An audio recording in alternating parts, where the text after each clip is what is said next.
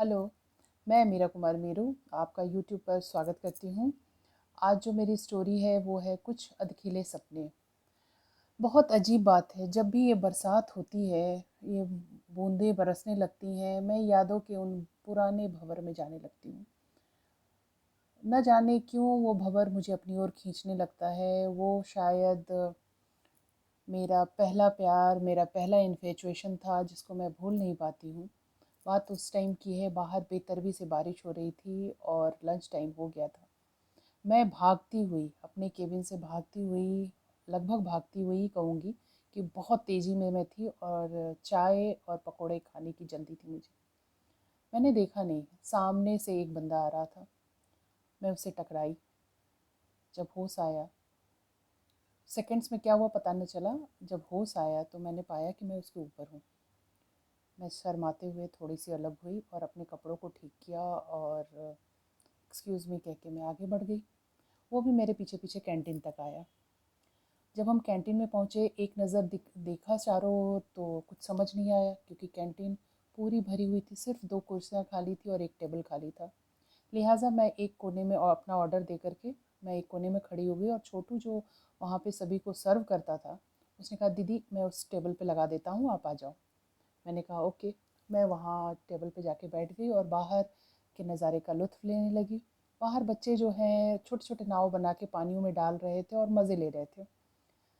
तभी छोटू चाय और पकौड़ों के साथ मेरे पास आ गया और मुझे चुपके से बोला, दीदी अगर आपको बुरा ना लगे तो शरद भैया की यहाँ पे सैंडविच और चाय लगा दूँ। मैंने उसको एक बार देखा और जो बंदा था जिसके ऊपर मैं गिरी थी, उसका नाम शरद था, वो भी वहीं खड़ा था। मैंने उसे भी देखा। मैंने कहा, आंखों के इशारे से मैंने छोटू को कहा, हाँ ठीक है। उसने वहाँ पे चाय और सैंडविच लगा दी। हम दोनों खाने लगे। मैं चाय के भी आनंद ले रही थी और बाहर बारिश बहुत तेज़ी से बरस रही थी, बेतरबी से बरस रही थी, मूसलाधार बारिश हो रही थी। और वो टिप टिप बारिशों के मौसम में मेरे मन को कहीं भिगोते जा रही थी, लेकिन मैं कनखियों से सरहद की तरफ बार बार देखे जा रही थी। बट वो कहीं खामोशी के भंवर में शायद वो भी कहीं गुम था और वो बाहर बारिश का नज़ारा ले रहा था या आनंद ले रहा था, मुझे नहीं पता। लेकिन वो बहुत ध्यान से बच्चों को देख रहा था। मैंने अपनी चाय और पकोड़े ख़त्म किए। एक्सक्यूज़ मी कह के मैं उठ के चली आई। मैं अपने केबिन में आई, थोड़ी देर मैंने सोचा कि बहुत अजीब बंदा है, इतनी देर हम बैठे और उसने एक बात भी नहीं करी। खैर, समय ऐसे ही निकलता है। 2-3 दिन के बाद मैंने उसको लिफ्ट में देखा।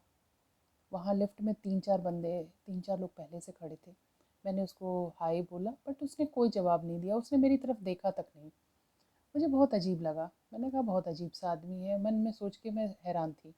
मैं अपने केबिन में आई, वहाँ पर बॉस ने मुझे बुलाया और बॉस ने कहा कि ऐसा है तरुणा, आज जो है मैं एक ट्रिप बना रहा हूँ और इस ट्रिप में 3 दिन के लिए तुम्हें जाना होगा। कपड़े वपड़े ले लेना, थोड़े से गर्म कपड़े भी रख लेना, क्योंकि नागरहोले के जंगलों में जाना है, वहाँ इलेक्ट्रिसिटी की कोई प्रॉब्लम हो गई है।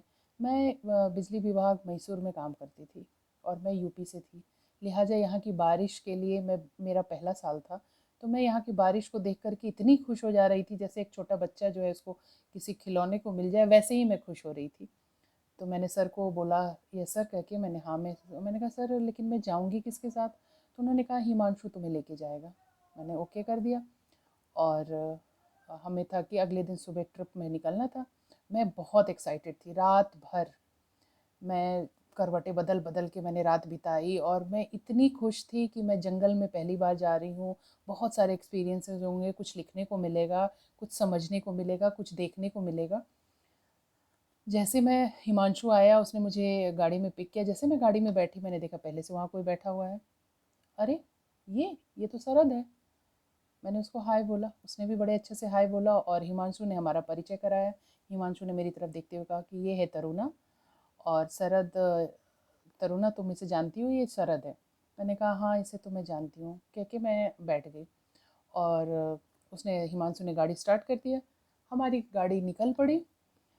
हम कुर्ग के जंगलों में जा रहे थे। वो बड़े बड़े पेड़, वो चाय के बागान, वो कॉफ़ी के बागान, इतना सुहावना मौसम, रह रह के बारिश, कहीं कहीं पे चिड़ियों की चहचहाहट। और सबसे अच्छी बात थी कि थोड़ी थोड़ी देर में लगता था कि बादल जिसे बस अभी हम छू भर लेंगे वो बरस के निकल जाता था। बहुत ही लाजवाब मौसम था, उसको मैं शब्दों में बयान नहीं कर सकती। हम इन सब मौसम का लुत्फ़ उठा रहे थे और साथ में मुझे नहीं पता था कि शरद की इतना अच्छे जोक्स होते हैं। शरद ने अपने जोक से हमें हँसा-हँसा के पागल कर दिया था। मुझे बहुत अच्छा लगा और मैं उसकी तरफ खिंचती जा रही थी। वो ब्लू रंग के टी-शर्ट और ब्लू जीन्स में बहुत ही अच्छा लग रहा था और उसके जो जोक्स थे वो तो लाजवाब थे। धीरे-धीरे करते हुए हम वहाँ पहुँच गए। जब हम नागरहोले पहुँचे तब तक शाम हो गई थी। वहाँ नागरहोले में हमें 2 गार्ड, 1 कुक, 2 कुक के फैमिली के अलावा और वहाँ कुछ भी नहीं था, सिर्फ़ एक घर था। हमारी गाड़ी को भी एक घर के अंदर बंद कर दिया गया, उसमें मोटे-मोटे लोहे के ताले लगा दिए गए और उसको सांकल से चढ़ा दिया गया। चारों तरफ से घर जो है लोहे के सांकल से बंद था। मुझे बहुत अजीब लगा, तो सबने कहा कि यहाँ जंगली जानवर आ जाते हैं, इसलिए अब आप लोग इसी घर के अंदर रहेंगे। वो घर बहुत हवेली नुमा था, बहुत ही खूबसूरत प्यारा-सा घर था। मैं बहुत एक्साइटेड थी। मैंने कहा मुझे ना एनिमल्स देखने हैं, जानवर देखने हैं। तो जो वहाँ का कुक था रमैया, वो हंस पड़ा। उसने बोला कि बीबी जी आप देख लोगे कल देखना। उसने बोला तो कन्नड़ में, बट चूंकि हिमांशु कन्नड़ जानता था उसने मुझे ट्रांसलेट कर दिया। तो मैंने कहा ठीक है। उसके बाद हम चाय कॉफ़ी के बाद हम अपने कामों में लग गए। हमने अपने मैप निकाले और हमें कहाँ कहाँ काम करना था हम पॉइंट आउट करने लगे। शरद भी हमारी हेल्प कर रहा था और मुझे जहाँ तक लगा शरद बहुत ही डाउन टू अर्थ लड़का था। अभी मैंने कहा हिमांशु को कि हिमांशु कुछ महसूस करो। हिमांशु ने कहा हाँ तरुणा मैं महसूस कर रहा हूँ। तभी लगा कि ग्लास जो है ना वो थर थर काँप रहा है, उसमें जो पानी है वो हिल रहे हैं। मैंने कहा ये क्या हो रहा है, भूकंप? तो हिमांशु ने कहा नहीं तरुणा, ये मैं तीसरी बार आया हूँ, यहाँ हाथी आ रहे हैं। मैंने कहा हाथी?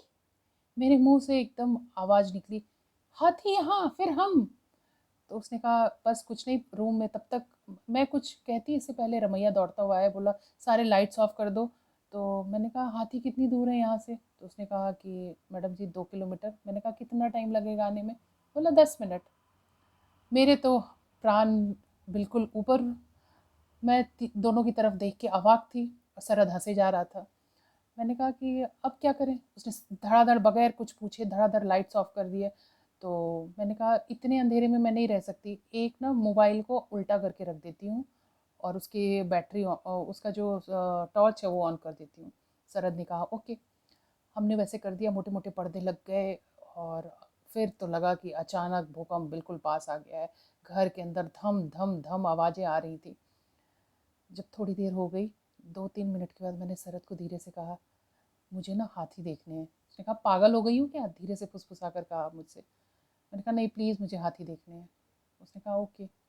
उसने पर्दा हटाया, उस पर्दे के पास से मैंने देखा वहाँ एक नहीं करीब 12-15 हाथी खड़े थे और पेड़ों के ऊपर टहनियाँ तोड़ रहे थे। वहाँ जो कुछ कुछ सामान था उसको वो इधर उधर खिसका रहे थे। मेरे तो वो देखते ही मेरे होश उड़ गए। अब तो हाथियों को जो ज़रा सी रोशनी मिली वो हमारी उस खिड़की की तरफ वापस आ गए और उन्होंने खिड़कियों के जाले को एकदम हिलाना शुरू कर दिया। शरद ने मुझे अपनी तरफ खींच लिया और बिल्कुल मेरे से चिपट के खड़ा हो गया। मैं थर थर थर थर काँपी जा रही थी। तब तक हाथियों ने कांच तोड़ डाले और सूंड उनके अंदर।